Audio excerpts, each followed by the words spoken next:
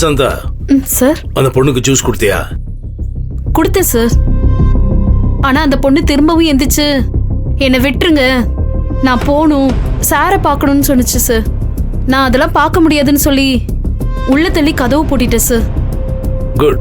சரி, நான் walkie talkie கொடுத்தேன்ல, அது ரூம்ல சார்ஜ் போட்டியா? ஐயோ சார், அது அந்த ரூம்லயே என்னாச்சு? வாக்கி டாக்கிய மேலேயே வச்சுட்டு வந்துட்டேன் சார்.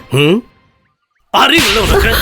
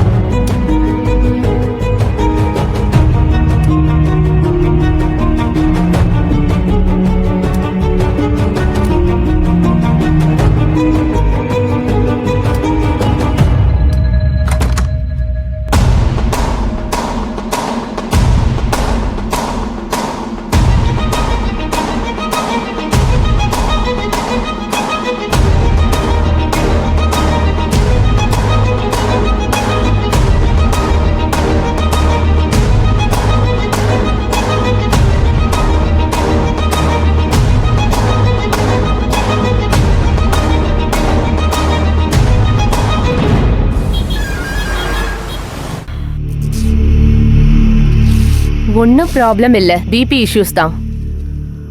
மத்த எல்லாமே நார்மலா இருக்கு. உங்க மகளுங்க எல்லாரும் சேர்ந்து உங்களை சேஃபா கூட்டிட்டு வந்துட்டாங்க.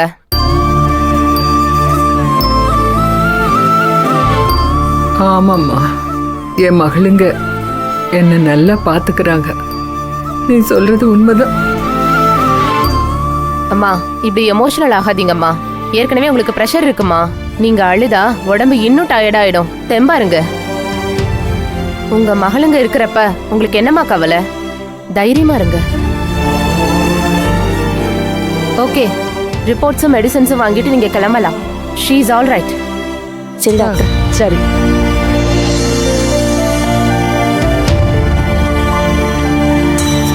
பார்த்து பார்த்து பார்த்து. ரேணுகா, என்ன ஐயா, எதுக்கு அழுகுறீங்க? என் புட்டு கஷ்டப்பட்டு வளர்த்தேன்.